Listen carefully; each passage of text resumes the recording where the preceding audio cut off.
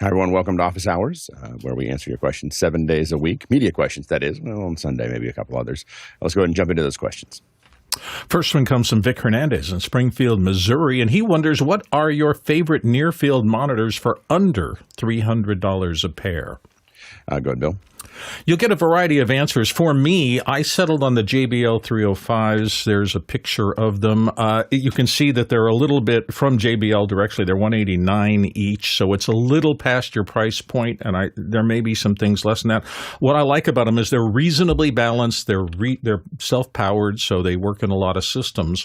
Are they perfect? No, and I had to be very careful about the placement in my near-field circumstance. I actually have mine up on stands up closer to my monitor, pointing down, and I have a pretty well-treated area here, so I don't get a lot of reflection off of things. Like all speakers, you have to kind of be careful with how you put them in your room, and you can't just stick them up and expect everything to be perfect just because the speaker works. Yeah, and those I think those JBLs run about $270 or so on Amazon, so they are under for the pair. So we're within there. Good. Yeah, good, Mickey.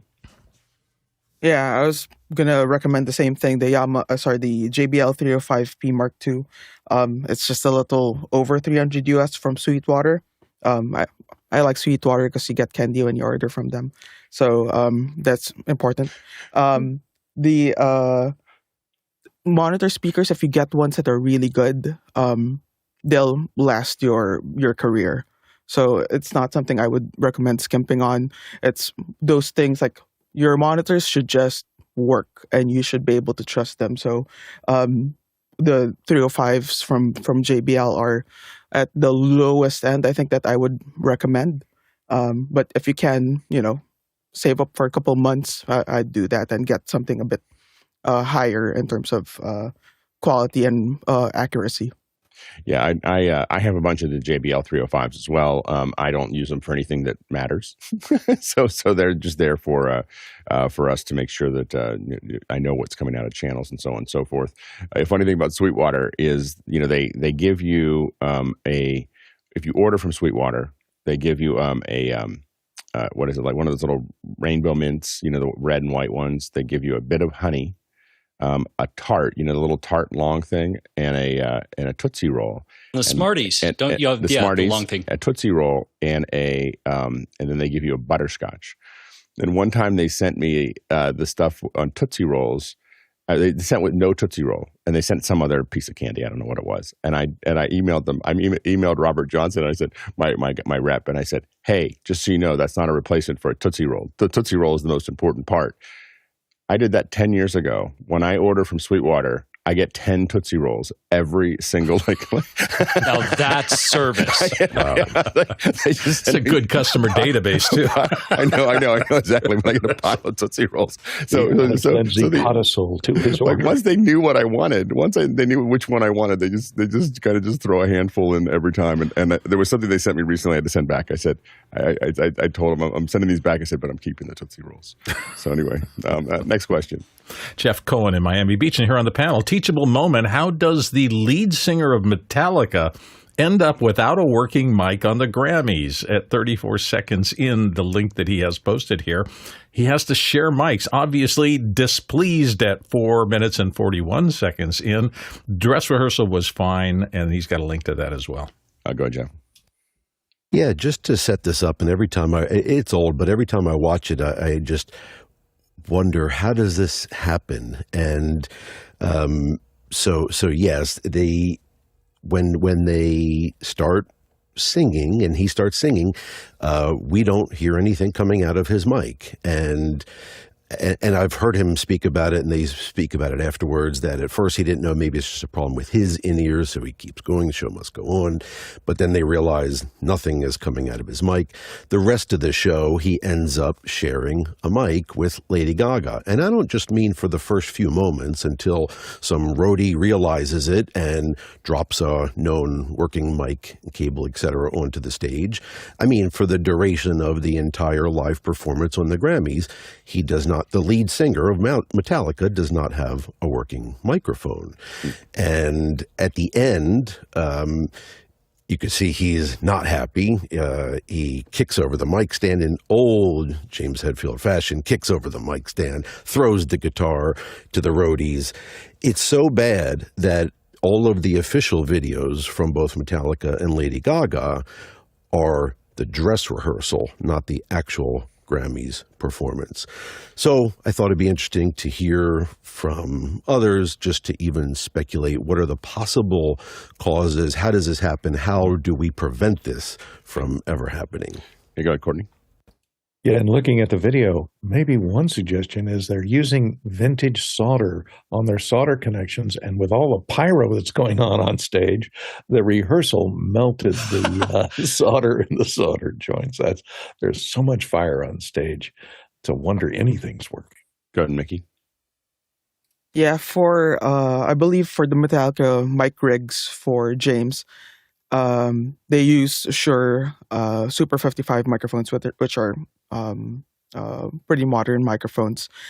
They rig up the bottom of the stands with a transmitter so that the whole rig, the microphone along with the stand, is wireless. So one possibility is that they something happened with the connection between the microphone and the transmitter, or perhaps like the transmitter died, or the battery compartment was knocked open and the batteries flew out. What surprised me though is that they never swapped it out with a spare. They let the whole song finish and never swapped out that stand. That's pretty surprising for me. Yeah, and I think that what made my guess, none of us know, or someone knows, but it's not us.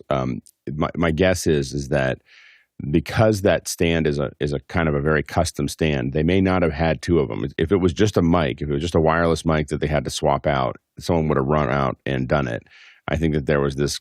My guess is that this is a specialty setup for him, and they may not have had two, which they should have had. I mean, you want to have a backup for everything, but you could have ended up. You have to like kind of get into the zone of like this hasn't happened probably very often in the Grammys. And even for a lot of the teams, things go wrong, and then you're trying to make a decision. You're in front of 20 million people watching. What is the and while they're discussing what the best solution is, the song finishes. It's not it's not like a person presenting. You got 3 or 4 minutes to figure it out. You have to figure and obviously they weren't approaching this as what if something happens. They were approaching it as everything always works, and that's always the dangerous place to be. Go ahead, Mickey.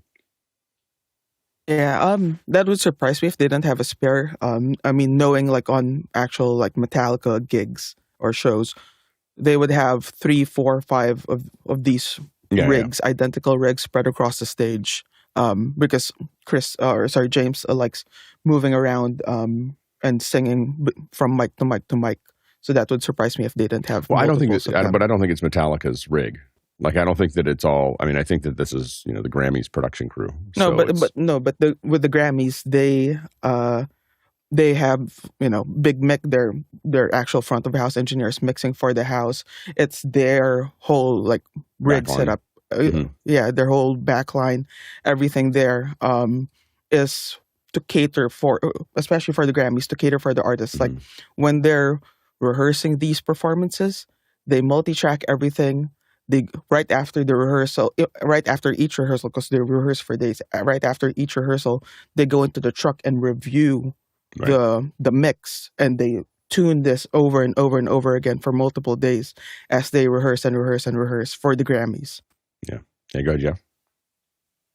Yeah, and also just to, reiterate, the dress rehearsal went perfect. So I know, but the question is how much time. The hard part is these setups are really like, we try to avoid these setups all the time. Like, so while you're in a show, you're going to swap the stage. I hate swapping stages. Like, I just like it's one of those things that I'll do almost, especially with wireless or anything specialty.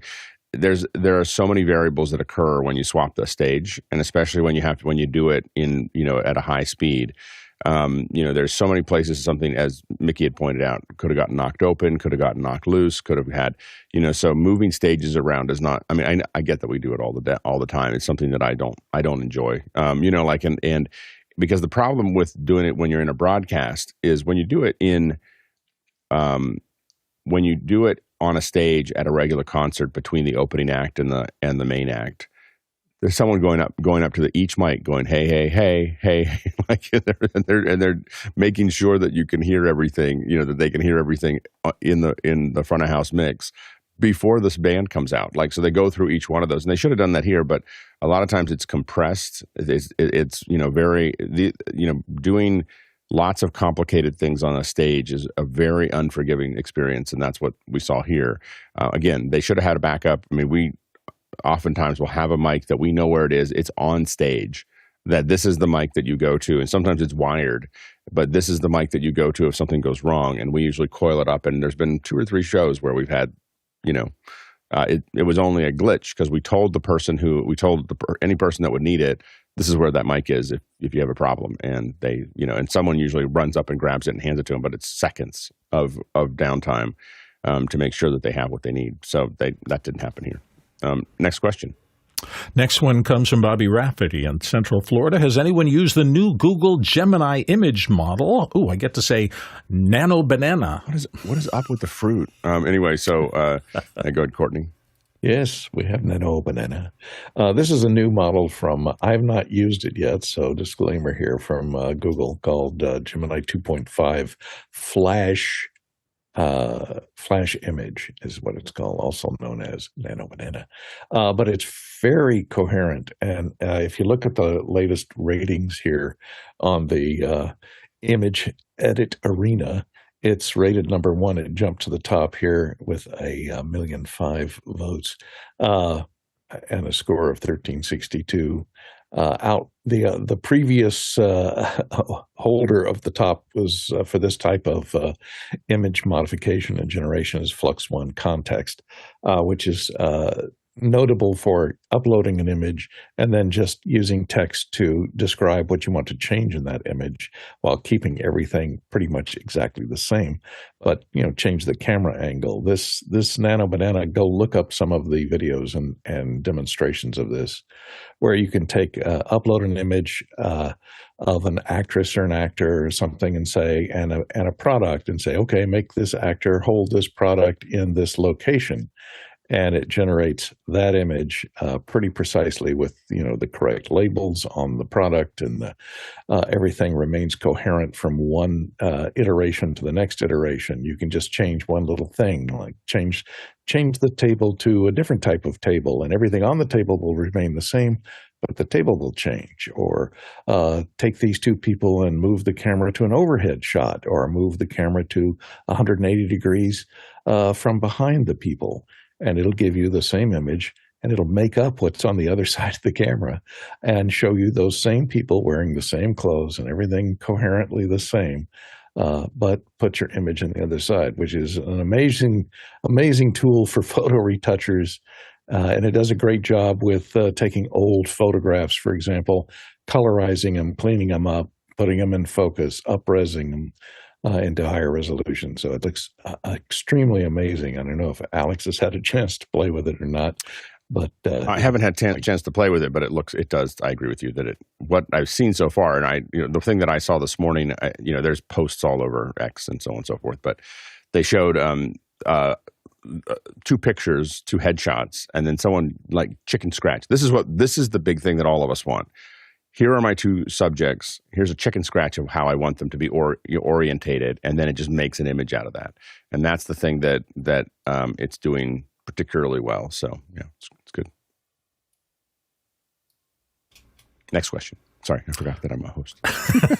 See, first I forget that I'm a panelist. Been there then and I forget felt that. Yeah, exactly. Anyway, go ahead. Next question. Clive Kitchener in Souk, BC, Canada. Do you think Apple partnering with TuneIn will be a substantial benefit to either party? You can take your playlists from other services as well, and he's got a link there about the story. Yeah, I was trying to figure out what app I used to do this. I think it's SongShift, but does a similar thing, and it's very powerful. What it does is it just looks at your Spotify playlist and creates playlists inside of Apple Music that are exactly the same because they're both looking at a database. It's the same song, except that Apple spatializes a lot of stuff and has a lot more. Make sure that you get the highest quality. I will tell you every once in a while I'll accidentally drop into Spotify for some reason, and it just feels like I'm listening to it through a pillow. So compared to what the Apple Music sounds like. So there's a lot more detail and a lot more quality in Apple Music than there's in Spotify, and it's hard for Spotify to catch up because what Spotify has to make this work on Android and Windows and everything else. Apple doesn't. So all the stuff that Apple does, they built the hardware to get the highest quality audio, to be able to manage the hardware, the software, the way that they're encoding. Everything is all tied together to produce the highest quality audio. And so, when I talk to my daughter, who doesn't really care about all that, she says, well, it's easier to find new songs on Spotify, but she listens to everything in Apple Music. So she when she finds it, she'll wander around in Spotify and find things and then move to Apple Music to actually listen to it. And so that's so I think that's where, and Apple's trying to take advantage of that while Spotify is still behind. And again, it's very, very hard. What Spotify needs to do is try to catch up with Apple in the audio quality area, and that will be extremely difficult for them because the Android and Windows market for high quality Atmos level audio is a minefield. Like it's a disaster, and it has to do with very, very poor planning and very poor and just a total deprioritization of audio quality by Microsoft and Google. And I worked in this area a lot. And so this is one area that I know a lot about. And Microsoft didn't want to pay the Dolby tax, of $1 a machine. So they pushed that. It was less than $1 a machine. So they charge everybody you have to buy it, and it's $1. And it's not, and because of that, Microsoft wanted to save that little bit of money. I mean, it's a lot of money when it adds up, but it's still like a little money per install. Because of that, it's just a total scattered field. Yeah, go ahead, Jeff. Yeah, and just to expand, there's really two separate things kind of in this question. The news story is that broke, and let me just pop that up here, is this new partnership between Apple Music and TuneIn, which the six curated stations, used to be the one that are now going to be completely available through TuneIn. And I believe, I didn't see if it's only TuneIn paid customers or not. So now those TuneIn subscribers will be able to listen directly without a subscription to Apple Music, but to those 6 stations, live stations, right? So, and I guess the hope, of course, is that from Apple's standpoint, that enough people that are not Apple Music listeners that are maybe still Spotify and TuneIn are going to hear those and then want to become paid Apple Music. Those 6 channels, by the way, no one, because most radio stations are all local and there's not as many streamers and everything else. Those 6 channels that Apple has are the largest radio stations in the world, just in case you're wondering. Next question. And of course, sorry, I was just going to add that, those are the human curated, more like, as you said, real stations. I hate them. I just, I hate those channels. Like I listen to them for like 15 minutes and I'm just like, this is just, so I just listen to playlists. I know that they exist. And I know, and again, they're some of the largest in the world, but I just find, I find Apple's approach to that to be just really boring. Like it's just, like they need to find some way to expand it so that there's hundreds and there's more creators and make it more available for people. I think that you could build something where it's a radio station and it's playing the songs, but you're activating those songs on people's devices and mixing over it, and you could have individuals being able to do it. And Apple, the approach of heavily curating everything, I think has just wrung out any, goodness in those channels. So I've never listened to any of those channels for more than 10 minutes. For me, it defeats the purpose. That's not why I'm using some people just want a radio music service. I like playlists. Some people want to listen to just a radio and they want to hear people talk and they want the interviews and they want all that stuff. My thing is that I'd rather just play 3 or 4 songs and then let it roll, and it just turns into a radio station of all kinds of new stuff and different things, and it's much better than listening to their radio stations. And that, if I could just add one last thing, that does speak to why they're doing this, right? Because the TuneIn subscriber is that person, right, who wants exactly what you just described, and that's what these 6 stations are. Yeah. No, I get it. Next question. Paul Wallace in Austin, Texas is up next. What do you think of the audio quality of the recent Dead & Company concert live stream in Golden Gate Park on August 3rd, 25? And he's got a link to it. I don't. Did they actually post part of that? Part of that thing? It's a YouTube link, so it must be something live on there that people can check out. I just don't know if it. I don't know. Oh, okay. So Dead & Company put it up. Okay, got it. The unfortunate thing there, I don't know what Dead & Company did there, but I'm pretty sure that one was done because that one was streamed to IMAX, and so I'm pretty sure that there was a 5.1 mix for that. I'm almost positive there was a 5.1 mix for that live stream to IMAX, and my guess is that this is the stereo version, which is unfortunate because YouTube can actually do 5.1. So it would have been fun to listen to the 5.1 version. I haven't listened to it. Maybe they did do that. Maybe they used the 5.1 there. Who knows? But anyway, that's the it was a good show. I was actually there. So anyway, so it was a good show. Saturday night. If you see the Saturday night one though with Sturgill Simpson, it was even better. So anyway, I checked that one out as well. Next question. Vic Hernandez in Springfield, Missouri is up next. In medium to small size space, like most of us here are in, does RT60 matter? Go ahead, Mickey. Yeah, I think it depends on how critical you're monitoring your audio monitoring. Can you tell people what RT60 is?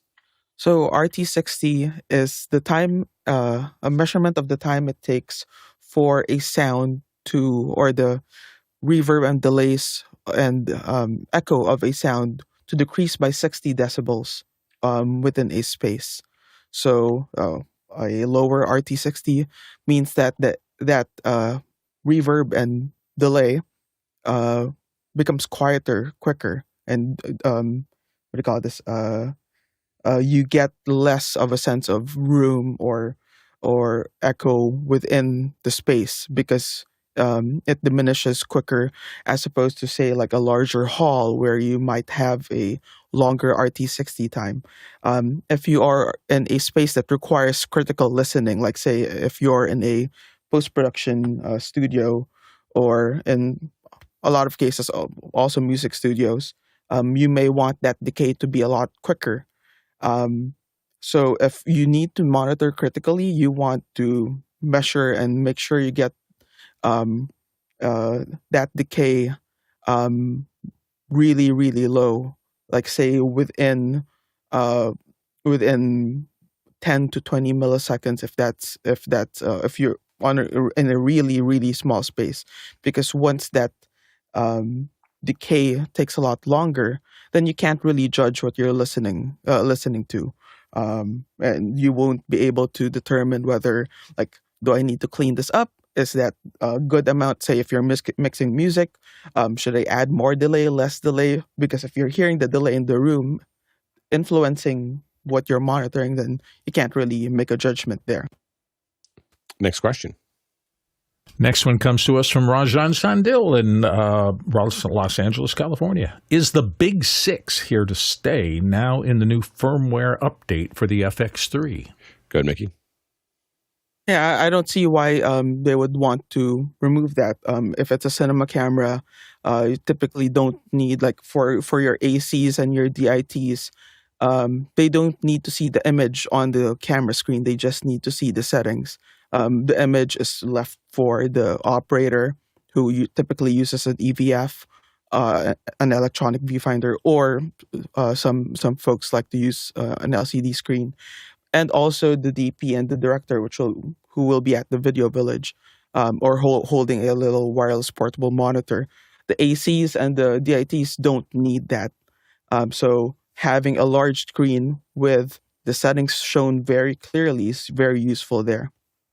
Yeah, I think so. I think it makes it much easier to get to all the things that you generally are getting to once you're in the field. So there's a lot of other settings to the camera, but what the Big 6 provides is the ones that you actually need. So in a fast turn when you're trying to move, be ready for the next shot. So I think it's going to be a great. I think that we talked about it yesterday or the day before, that the FX2 upgraded and the FX3. Obviously, this is probably going to roll through all the smaller cameras. If you are watching this on YouTube and not interacting, you're missing half the show. Half the show. You can go to Makana and actually see the chat. You can ask questions, vote on questions, all of those things, and be part of the community that we've built here in Office Hours. If you're interested in that, you can go to officehours.global/join, fill out the little form. We'll send you an email and send you links, and you can start to interact with the rest of the community. Next question. Paul Wallace is up next from Austin, Texas. Sony's new ECM 778 shotgun microphone seems kind of short, but it's getting good reviews. How do you think it rates? And he's got a link to something on YouTube about it. Go ahead, Courtney. Well, sometimes good things come in short packages. Just ask Mickey Rooney. This looks interesting. I took a look at it. It looks like it's an interference tube hypercardioid microphone. I think it has a little switch up here that does low frequency roll off. It has some interesting aspects. It has an internal brass, machined brass acoustic tube with the holes on the side there for the interference tube. And it's got this crazy capsule.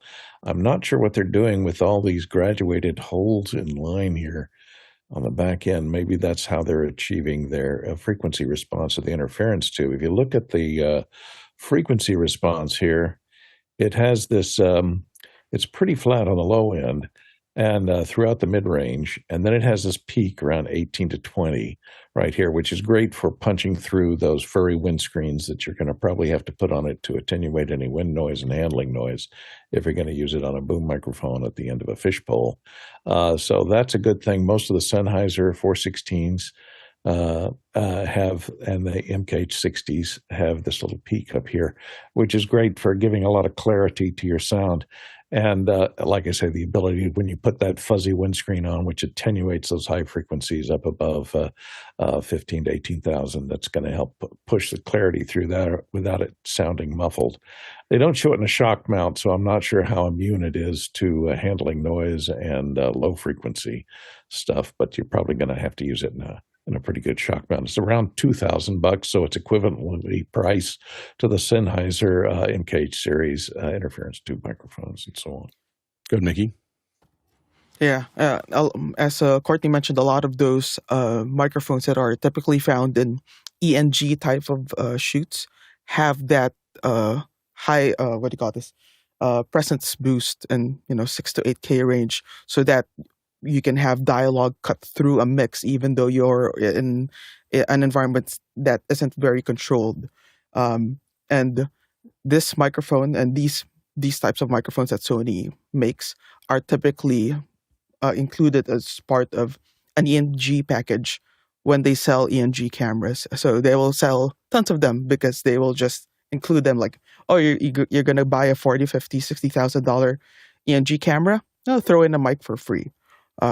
So that's how they sell these microphones packaged with their ENG cameras, and they are typically used as top mics on cameras. Hence why they are a short shotgun, because you can't really use a full size or long shotgun as a top mic on an ENG camera, where you have a zoom lens that goes all the way from like 12 millimeters to 400 millimeters. Like once you pop that zoom out, if you have a long shotgun, it's going to come into frame. So you typically want a shorter shotgun for your top mic. And a lot of microphones that there are a lot of like boom mics that are short. Like say even there's the CMIT Mini, there's the 8060, and also the 4017 and 4018 from DPA. If you pair them with the shorter preamp body, they end up being a short shotgun. So there's nothing wrong about having a short shotgun microphone. They're not as tight a pickup pattern compared to longer shotguns because they have a shorter interference tube, but they have their place and their uses. But yeah, they'll sell lots of these because they'll just bundle them with the cameras. Next question. Roscoe's messing with me today. Roscoe Jones in Madison, Indiana. Ready? What Walkie Woogie coil would work well with Wednesday's Wise Waveform Wizards? Go ahead, Mickey. Yeah. We buy what do you call this, surveillance interference tube earpieces in bags of 100, 200, 400.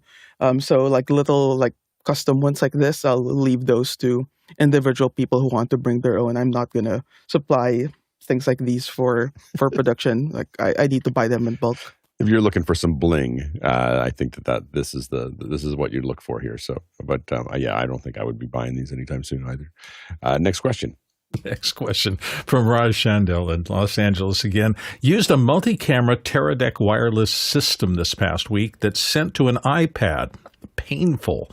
What wireless video system do you prefer? Go ahead, Mickey. Yeah, I'm wondering if you're using the Teradek, what did they call it? The Teradek Cube, I think the blue one that transmits in 2.4 gigahertz. If you're transmitting to an iPad, that's most likely 2.4 gigahertz. Don't expect much from it. If you want something that's reliable, get the Bolt system. If this is a film shoot, if you don't need ultra low latency, go with a Bolt system into an SDI monitor or multiple SDI monitors if this is multi-camera. Don't expect much from sending it to an iPad. Yeah, I don't know how you would do it a great way with an iPad. I mean, you're just dealing with so much in that wireless, as Mickey points out, in the 2.4 range. You're going to have a lot of trouble. The Teradek, when we say Teradek, I mean there's the Bolts, which we've used a fair bit, and Rangers, which we've used a fair bit as well, and both of those have worked quite well. So one thing that we find is that the distance. We've also used the DJI wireless, and we find that the DJI does not go through walls as well as Teradek's, but will go a longer distance. So just because, and it comes from, I think, from their DNA of doing drones. And almost as if it was from a drone company. Exactly. Yeah, exactly. So we swap back and forth between those. VisLink is another one that's really good, and that's what we used for NAB a couple NABs ago, but that's a $50,000 version of this. So it just depends on what you're trying to do. Next question. Next one comes from Robert Linkram in Belmont Shores, California, working to put together a bid spec with an equipment vendor /dealer/installer next week. Generally speaking, what profit margin or margins in percentage do equipment dealers see on gear, realizing there are differences from manufacturers? Go ahead, Mickey. Yeah, it would be great if Guy were here because Guy could really answer this with a lot of experience. But we have been approached by multiple manufacturers to see if we were interested to become resellers of their products, and I've seen profit margins on the reseller side or the distributor side, anywhere from, depending on the type of hardware, anywhere from 20% all the way to 80% profit margin on fairly high priced. I don't know how to say this without fairly high priced production equipment, electronics. You're looking anywhere from 60 to 50 to 60% profit margin with that. But again, like there are some items that the margin's really slim. There are some items that are like, especially cheaper items that have profit margins all the way to like 80, 85%. Yeah, so and it does affect how, one of the reasons that they do this is because it affects and set the prices where they set them is that it does affect the reseller's willingness to recommend it. So for instance, Blackmagic hardware is probably in the 15 to 20% margin, that they keep everything pretty low. so there's not a lot of margin for an integrator to use it, whereas a lot of other stuff, as Mickey said, is 40 to 60%. And so that means that integrators tend to lean towards things that have obviously a higher margin so that they can charge you the MSRP or even give you a little deal, like a 10% off or whatever, and they still got plenty of margin left, and that creates a better environment for them. But that's, so and that's you have to always, I think, through that filter all the time of when they're recommending stuff, of why they're recommending it and what's related to that process. Yeah, go ahead, Courtney. Also depends on the volume of sales. If it's a commodity price product, if a lot of people are carrying the same product, it's not a specialty product where you'll only find it at one or two retailers. It'll have a much lower profit margin because they're going to sell a whole lot of them, and so they can afford to work at a little lower profit margin on those that are commodity priced. A more unique pieces, electronic pieces that are priced very high, that are used, that are priced to just sell to the, the connoisseurs of electronic equipment, will have a pretty high profit margin on them, and they will be pretty highly priced to begin with. Go ahead, Jason. And if you have specific constraints, I think that whoever you're working with will appreciate some candor. Just say, look, this is what I've got. Can we make this work or not? And you will find that you might get candor back if you offer it. Go ahead, Mickey. Yeah, and one thing I should add as well, like that higher, especially the higher profit margins, like the 80% and up or around there, those would be with the minimum advertised price. So that's the minimum that dealers are allowed to put on their websites or flyers or posters or on display in the store. If there's a brick and mortar store, that's the minimum advertised price. That's why it's really it could be beneficial as a consumer or a buyer to have a conversation with the dealer, email them, call them, talk to them, because they are often allowed to sell at a much, much lower price with less profit margin compared to what they're allowed to advertise. And John Wallace said, when doing a bid spec, if you have the solution picked out, talk to at least 3 different vendors and suss out the design and ensure that you aren't being pushed to their preferred options. Also, one thing to think about is also looking at the overall bid and working with them on the overall bid. So the people will get tempted to go in and line item things, but what you really want to do is figure out what the price is and tell them what that is, because they can make lots of adjustments. That they may charge you what they're going to charge you for the hardware, but give you a discount on labor or do something else because they know where their margin is overall. And if you start pulling it at little things, you're not getting to a point where you're getting the most value out of working with the vendor. Next question. Jetel Flyer-Yersvold in Tromsø, Norway. What software do you use for batch photo editing? Is Adobe Bridge, Lightroom, and Photoshop, are they still the kings of the hill, or have any new competitors challenged for the crown? Go, Jason. Depends on what I'm batching, like what precisely I'm doing. A lot of the time I found of late, if I do it a lot, I'll use a hot folder, or I will just create a shortcut in Mac OS. There are a ton of apps in the App Store that make this very easy, if not touchless. The one I just showed is called Actions, and again, it's just an incredibly dense and very easy to configure set of things. And just remember, if you can't vibe code an app, you bet you could vibe code a shortcut. Go ahead, Jeff. Yeah, it really does depend what exactly you are batching. Jason has a great point. There are a lot of things you can do to photos and images with shortcuts. I have a number of shortcuts. So, for instance, if you have certain crops, there's a whole host of, you could do file conversions to different image formats. Also, Apple Photos is getting more sophisticated, both on desktop and on mobile. So again, it depends what platform you're on. But for instance, if you have a batch of photos and you do changes to one of them, color adjustments, brightness, all that good stuff, you can apply those edits to a selection of all the other photos you took maybe in that session.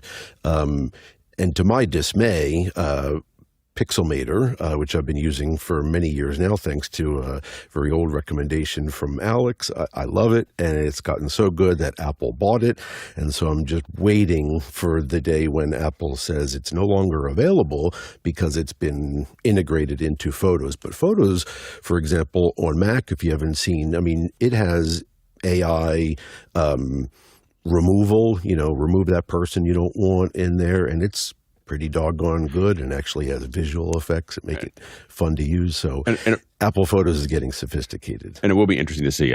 Some people think that Pixelmator will be incorporated, and other people think it's just going to be another Office app. It's not going to, and we'll probably find out this fall. Like a Logic, I hope. Yeah, exactly. Now go ahead, Bill. This hit me at batch because I don't do much batch photo editing other than maybe watermarking at the end of all of my restomize. For me, it's individual photos because typically when I do things like my big Comic-Con photo safari every year, each shot is different. It has different problems because I'm against backlit one moment and 5 minutes later I have them front lit. So I have to look at each photo individually. That said, I've been spending the last 2 or 3 years trying to turn out really quick, solid copies for the people that I shoot. And I'm having a reasonably successful run with Luminar Neo about that. It's one of the more modern ones. It doesn't have a lot of things. And these old programs like the Adobe stuff and Lightroom and things like that were kind of built for a different era. Now I want the top 15 things I'm going to do to a photo right up front, easy to get to. I want a lot of masking, the ability to kind of relight photos, and then processing that the software should know what I want to do and just make it easy for me. It checks boxes on all those. There are some things I really dislike about it that I'm hoping they'll fix over the course of time, so it's not the perfect tool for me, but I just see that program and programs like it trying to bring photo processing into the modern era. This is more how people shoot. I shoot it on an iPhone. I want a quick turnaround, and I want good results. I'm not looking to get the cover of life with my photos. Next question. Next one comes from Andre Dole in Berlin. For a budget constraint hybrid event, we need to use a Soundcraft UI24R with 20 Shure CVG18RS conference mics and a Seeburg PA. Any recommendations? As I never used the desk before, and it's sum to PA, aux to Zoom. Go ahead, Mickey. Yeah. If you're being forced to use, if I were in your position, if I'm being forced to use equipment that isn't mine, I would charge at least at the minimum an additional day at standard day rate to test the equipment to make sure they're operational. Because if it doesn't work on the day that you get there, people will be looking at you, not the person that forced you to use that gear. But if you have no choice and you really have to use this, I would recommend that you utilize Mixing Station, because Mixing Station provides you a lot more cleaner UI that's also very customizable, along with actually adding additional features to the mixing console that the mixing console may not have. Things like a virtual VCA or DCA. I don't know. I don't recall if the Soundcraft UI series has DCAs or VCAs, but Mixing Station can add that capability along with ganging multiple parameters and so many more features that Mixing Station is able to add to lower priced mixing consoles. Next question. Next one comes from Roscoe Jones in Madison, Indiana. Would you buy a vehicle for its audio reproduction capabilities? He's got a link there to a wallstreetjournal.com story. Go, Jason. There are worse reasons to buy a car, but no, my answer is not that one. Go, Jeff. Well, I argued with myself on this one. From a nostalgic standpoint, I don't know. Did you argue out loud with yourself? A little bit, yeah. Walking down the street, you might get picked up. They might be like, sorry, man. A lot of it was on mic. If anyone else had their entire driveway back in the day filled with the entire inside of their car because they ripped out the dash and the cover of the trunk and everything else, because not only were you replacing the entire head unit, but you were running wires for subwoofer and additional amps, and the amps were under the seats. So of course you had to take the seats out as well. So to the nostalgia of that, heck yes, I would. But then the modern me says, well, wait a minute. I mean, first of all, hopefully I'm not even going to be buying another vehicle. They'll be self-driving and I'll call them on demand. And when I get in, I'm going to put on my Apple Vision Pro and just be immersed in that world and not even care about the car, much less its system. So unfortunately, probably the latter. Go ahead, Courtney. Yeah, the car they're referring to is this Lucid Gravity SUV, which looks like that. It's an electric car. And electric cars, of course, are notorious for their quiet operation because they don't have that gas engine, all those little explosions going on inside the engine constantly. But as far as a listening room, I'd rather have a nice open air listening room with speakers surrounding me where I can get up and go fix myself a drink and come back and sit in their exact right place between the speakers. If you're driving, you're offset, so you're going to have to adjust the balance to get the sound feel just right in a car. A car is not a good listening environment. And if you change and put noisy tires on it, it's going to ruin your whole experience when you drive across that cobblestone street. It's just not good. Not good. Good, Mickey. Yeah. I wouldn't pick a vehicle solely based on the sound system. No, that's not why. Sorry, I don't get it. No. Yeah, I wouldn't. I've actually I've been in this car, and it sounds pretty great. It's got a lot of good isolation. If I was doing long trips, it would be pretty awesome by myself. The problem with it is that if you have two people, the way Atmos works, you end up with one person getting a great mix and the other person not getting as good a mix. They told us it wouldn't be that way, but it is. So I would say if you're someone who spends, here's the person that buys this, is that they were close to this or a Tesla. They looked at this and a Tesla. They're both kind of, they've decided they spend 3 hours a day commuting to work. They're on a highway that isn't bouncy and everything else, but they just want to enjoy the time that they're being forced to go in bitterly to the office to listen to it. And they want to make it easier, and they've got the money to do it. So it's the thing that gets you over the hump of being right next to another car that doesn't have it. And you want to have it be great, and you love music and everything else. That's the reason you buy this one instead of another one. But I think that overall, would I get it just for that? No.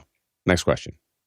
Paul Wallace in Austin, Texas is talking call-in accessories. He says, how would you add a call-in accessory to the TASCAM Mixcast 4 podcast streaming mixer, which I guess is $500 US, like the RØDECaster Pro 2 and RØDECaster Duos, which are $499, now have with the new Callme feature that the TASCAM lacks? Go ahead, Jeff. Yeah, so this is interesting. Let me pull this one up. I mean, it does not have that feature. It does have what they all seem to include, which is the dedicated phone input. Now, how would I do it? I would do it all on the computer, bring someone in over Zoom or anything else. But an easier conceptual way to deal with this is use the phone input, and then on the phone, bring in that guest via Zoom, Meet, Teams, whatever it is. And then at least it's easier to conceptualize for folks, because you have the dedicated fader for the phone, which is now that remote caller over whatever platform of choice. Mickey? Yeah. Because these are fairly budget oriented products or lower budget oriented products, I think a good solution for this would be to utilize a platform like Zoom or other web conferencing platforms to bring in remote contribution. There are, of course, more broadcast grade and industrial grade solutions for remote contribution, but within this sort of price range, then I would recommend Zoom. Next question. Kevin Graham in Rochester, New York, up next. I keep hearing some random noise in my Yamaha MG12XU when using as a 2-channel input in my computer. Is there any way to get rid of the noise? Go ahead, Mickey. Yeah, at first I would check, are you hearing this at the board, at your actual main left and right mix of the board? If so, then I would go through each of your channels and pot each fader down and see which of those, if the noise is coming from one of your sources, one of your inputs, you can figure out exactly which input by individually turning the fader down one by one. And if it goes away, then that either that channel strip on the board or the source that's feeding that channel strip is providing the noise there. If everything's faded down, potted down, and you're still hearing the noise, then it might be something within the board itself. I'd probably see if maybe your power source that's powering the board is a noisy line of electricity. Maybe you want to put power conditioner in front of it, or actually solve the problem earlier in the the power line coming into the building. But yeah, narrow down where exactly that source of noise is. Good, Courtney. Yeah, Mickey covered the troubleshooting pretty well. This is an analog mixer with just a USB chip on the end of it that converts it to digital and comes into your computer.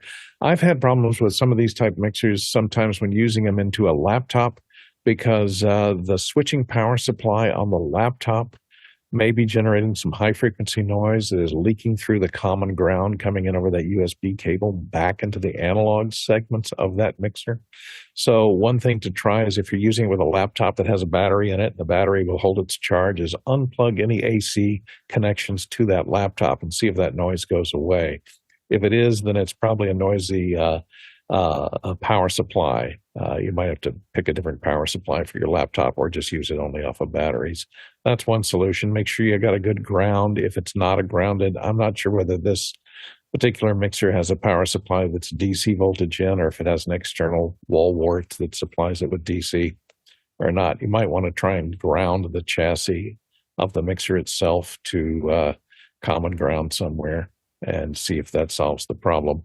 And as Mickey said, just turn off any channel that you're not using. Make sure all the pots are down and the input levels are turned down so that if there's something strange coming in on one of the input faders, it won't be added to your mix. So, and try monitoring it out of the mixer itself rather than through the computer and see if the noise is there. That will tell you where the noise is originating, if it's originating within the mixer or if it's originating in its connection to the computer itself. Next question. Paul Wallace in Austin, Texas is back with, is BOYA Magic a transformable 4-in-1 wireless microphone, which had a Kickstarter campaign go through the roof, a toy or a serious pro media tool? And he's got a link to the BOYA mic. Good, Mickey. It's a $100 US dollar microphone with RF built in, with processing built in. I would consider that a toy. For the types of professional productions that many of us do here, we wouldn't trust an RF system generally like under 1,000. What we typically utilize in productions is our RF systems that are in the $3,000 to $4,000 US dollar range per channel. So something like this, I wouldn't really trust for a professional production. Good, Courtney.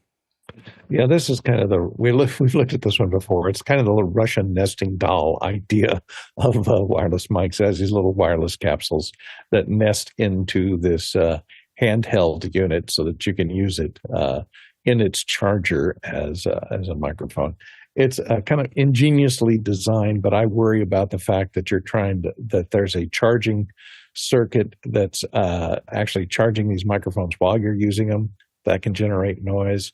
And the fact that it's 2.4 gigahertz for the wireless portion of it is always problematic. Boy. And Tim and John Wallace, Tim McCulloch and John Wallace agree that it's a toy. But it says it's AI powered. It must be great. Yeah, exactly. Toy. Next question. Paul Wallace in Austin, Texas. Does the software-based mono, stereo, and multi-channel dialogue clarity meter, Nugent Audio's dialogue check, provide a useful objective measure of speech audio intelligibility? I was hoping Mickey would raise his hand on this one. Go ahead, Mickey. Yeah. We definitely we use a lot of plugins from Nugent Audio. I love VisLM. But when we do get spec sheets that have intelligibility specs, it's typically European broadcasters that have this. We use a speech check from Nugent Audio. It's not often that we're required to meet intelligibility specs, but with typical mixing, you can judge anyway. But we always double check with the speech check. Go ahead, Courtney. Yeah, I think as far as metering an intelligibility, that's kind of a subjective quality. But if for broadcast standards where you have to meet a certain signal level and a certain frequency range, it can certainly help you meet those standards visually, where you would each listener may have their own hearing quality and intelligibility factor built into their ears. So it's tough to quantify something from broadcast to broadcast. So it's a method of doing that. So yeah, it would help you get a visual indication of intelligibility, even if your hearing is kaput. Thanks so much to everyone here who asked all the great questions, to our panelists who answered all the great questions. I had a great conversation with everybody here. We can't do this without you. And to the incredible crew on the back end that makes this possible. We really appreciate everybody's contribution in making this work. It's a huge village for this to actually work. The Follow Traversal, if we had done this in person, we would have traveled 28,000 miles. That's 45,000 kilometers, and that is 220 million bananas for scale. All right, let's go ahead and go to after hours. I got to run really quickly because FedEx is at the door. Okay, bye-bye. They're ringing. All right, go. Ringing. Real question is, what is he getting? Because he's way too happy to be giving it up. Whatever it is, he's not returning it. Black magic secret. Apple has an announcement coming up in about a week, don't they? Yeah, right. They don't physically mail things. They don't give anything to anybody. Yeah. No, I think they're got a line of things coming out. I'm hearing rumors from 2 or 3 different people who are in different kind of areas. Oh yeah, like Magic or Apple you're talking about? I think it's the pre-Christmas. Here's what to kind of look out for coming up in the fourth quarter. Home has a major facelift coming, I think. Little home pod. Hey, $400 again for speakers. I thought I